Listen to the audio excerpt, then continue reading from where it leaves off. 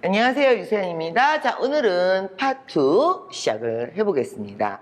파트 2가 이제 일단은 무조건 많이 듣고 뭐 그런다고 느는 건 아니에요. 이게 음악이 아니기 때문에 여러분들은 무조건 모의고사를 많이 풀고 많이 듣다 보면 점수가 오를 것이다. 근데 그러다가 세월만 가는 거예요. 오히려 파트 2 같은 경우에는 한 일주일 정도 바싹 잡으면 점수가 만점 가까이 나올 수 있어요. 무조건 문제를 막 하염없이 늘어놓고 풀지 마시고 중심부터 다시 한번 잡아보세요. 일단 파트 2는 머리부터 채우셔야 돼요. 우리가 안 들리는 게 아니야. 들리긴 다 들려. 근데 이쪽 귀로 들어와서 얘가 프로세스를 못 시키니까 일로 나가버리는 거지. 그러니까 어디선가 들어봤던 게 계속 들려? 느낌은 좋아? 탐만 안 나와. 그렇기 때문에 머리부터 채우는 작업을 해주셔야 돼요. 그래야지 얘가 프로세스를 시킨다고. 자, 그랬을 때 우리가 파트를 공부하는 방법에 대해서 먼저 한번 살펴볼게요. 무조건 열심히 듣는 게 아니야. 그게 아니라 일단 단계가 있는데 1단계. 받아쓰기 훈련을 하셔야 돼요. 받아쓰기도 훈련을 해야 돼요? 그럼요. 근데 받아쓰기 훈련할 때 이런 사람들이 있어. 문장을 다 완성할 때까지 몇 번이고 돌려서 계속 같은 문장을 갖고 받아쓰기를 반복적으로 하시는 분들이 있는데 아주 안 좋은 방법이에요.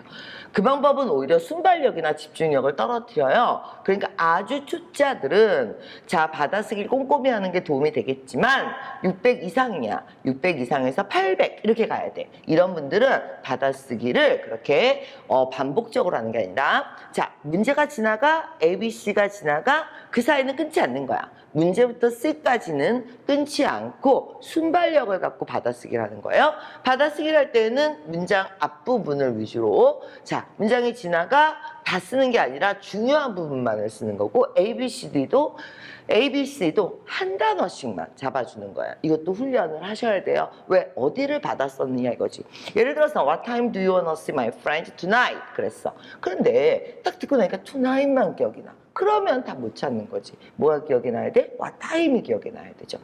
이 문제의 80%가 처음 세 단어가 답을 갖게 돼요. 그래서 보통은 앞에 세 단어를 위주로 받아 쓴다 라고 얘기를 하는데 그거는 유형에 따라서 조금 다르다고 보실 수 있어요. 다음 2단계 받아쓰기 훈련을 어느 정도 하고 나면 그 다음엔 오답 제거 훈련을 하시는 거예요. 여러분들이 10세트를 풀던 1000세트를 풀던 파트 2에 나오는 오답은 5가지 유형밖에 되지 않아요.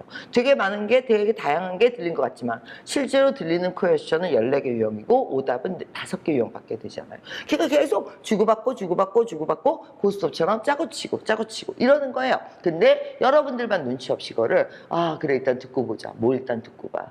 어떻게 짜고 치는지를 먼저 머릿속에다 세팅을 해놓고 그 다음에 그 판의 룰에 따라서 같이 움직여야 될 거 아니야. 혼자 따로 움직이지 말고. 그래서 오답을 제거하는 훈련을 따로 받게 되실 거예요.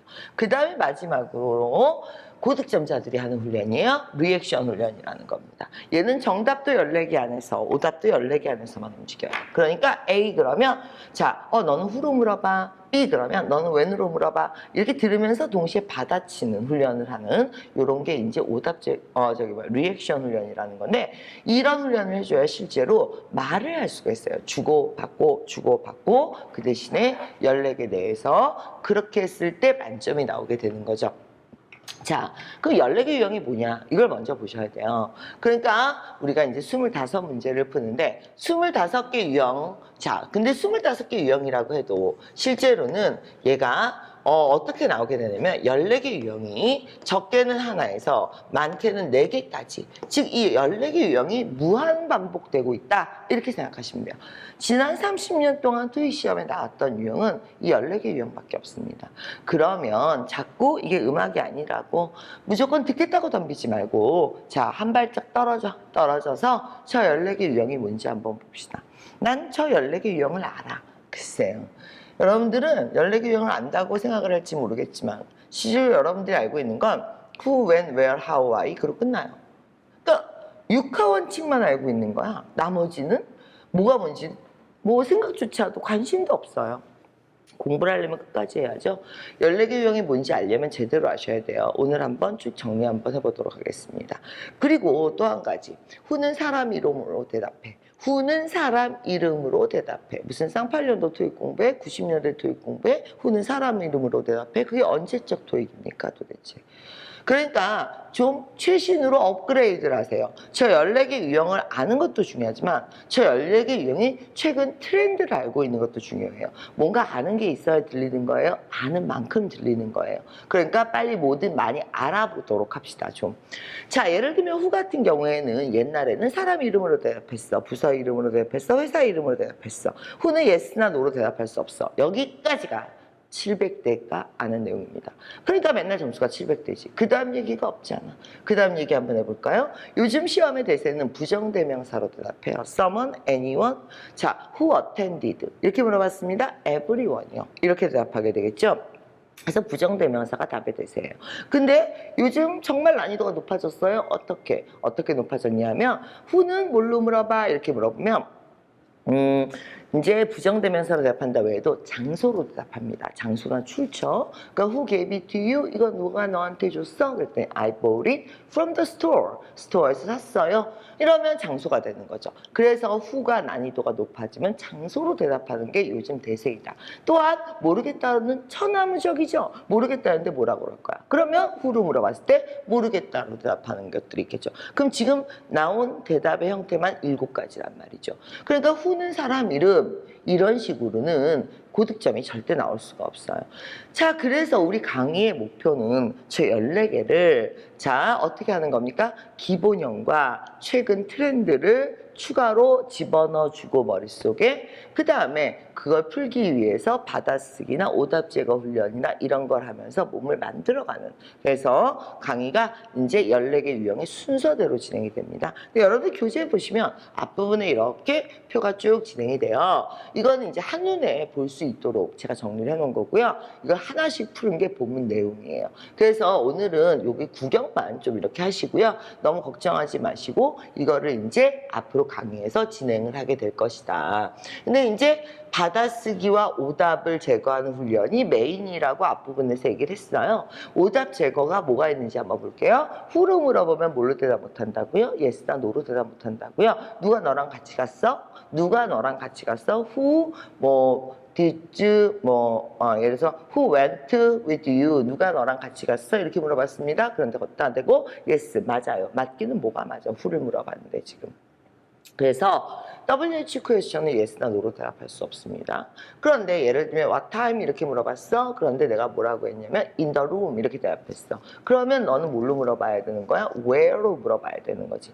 그 다른 의문사에 대한 답이 나오면서 오답으로 제시가 되는 거고 did you 이렇게 물어봤어. 그런데 she is 이렇게 대답했어. did you 이렇게 물어봤으면 I로 대답해야지. 왜 she로 대답하냐고. 그래서 주어 오류가 있고 유사 발음 오류가 있고 시제 오류가 있고 이거를 넣고 문제 안에서 자유롭게 놀아야 돼요. 이렇게 너는 뭘로 물어봐야 답이야? 너는 왜 오답이야? 이렇게 흘러가면서 자 놀면서 문제를 풀어줘야 되거든요. 그렇게 할 수 있을 때까지는 기본 세팅이 잘 되고 그 위에 훈련이 들어가겠죠. 그래서 이제 오답 유형 잠깐 보셨는데 문제 풀면서 좀 이렇게 보도록 할게요.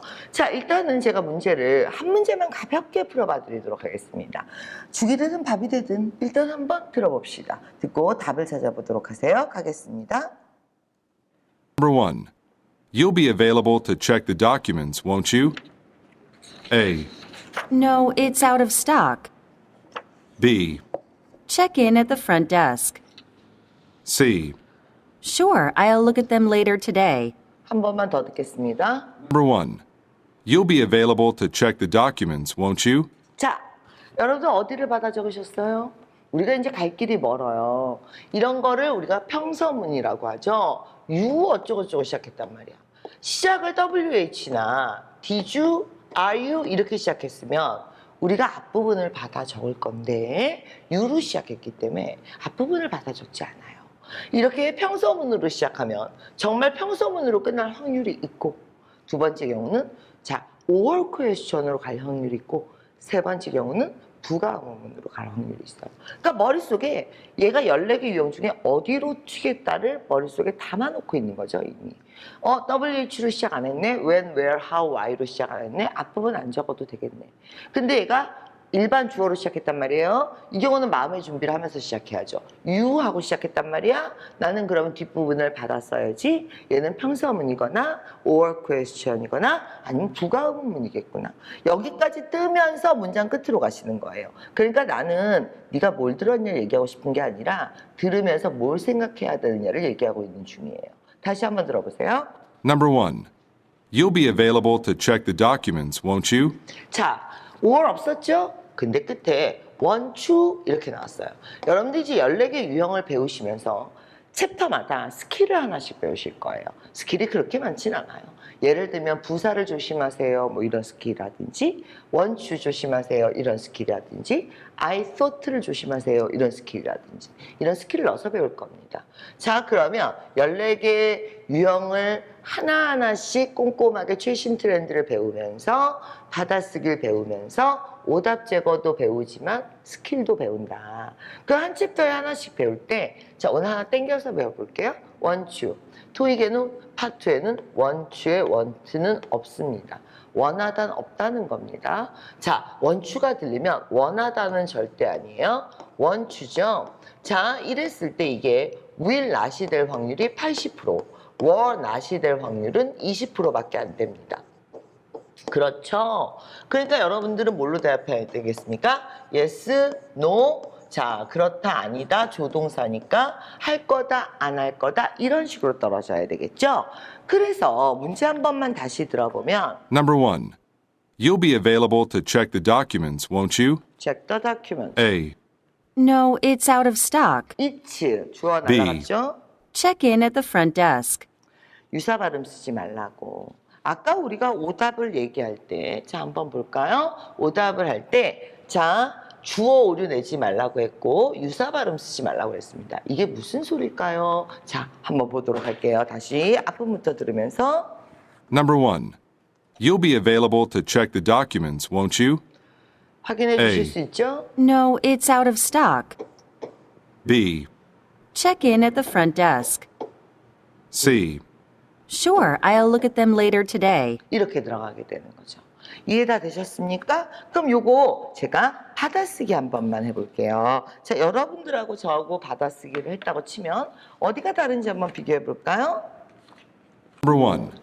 You'll be available to check the documents, won't you? A. No, it's out of stock. B. Check in at the front desk. C. Sure, I'll look at them later today. 이렇게 받아쓰기가 되겠죠. 즉, 받아쓰기를 훈련이 잘 돼 있는 사람들은 문장이 지나가면 자체로 걸러내듯이 필요한 단어들을 걸르면서 봐보세요. 한 사람이 순간적으로 저장할 수 있는 단어의 수, 외국어로, 모국어가 아니라 외국어로 저장할 수 있는 단어의 수는 5개밖에 안 된다고 합니다. 그런데 여러분들이 문장을 다 듣고 이해했다고 혼자 좋다고 고개 끄덕이고 있다간 다 듣고 다 날아갔다는 얘기예요. 다 안 들으셔도 좋으니까 내가 저장해야 되는 단어들을 커피 걸르듯이 걸러낸다고 생각하세요. 이게 이제 여러분들이 앞으로 저장하실 받아쓰기 훈련입니다. 받아쓰기라는 건 퀴즈에서 중요한 단어 3단어 정도와 ABC의 한두 단어 정도를 쓰는 걸 얘기하며 오답은 반드시 어디에만 존재합니까? 5가지 유형에만 존재합니다. 그랬을 때 우리 오답을 한번 볼까요? 주어 오류와 유사 발음 오류가 이렇게 나오면서 답은 OK, sure, yes, I will 하겠습니다. 이렇게 떨어지게 되는 거죠.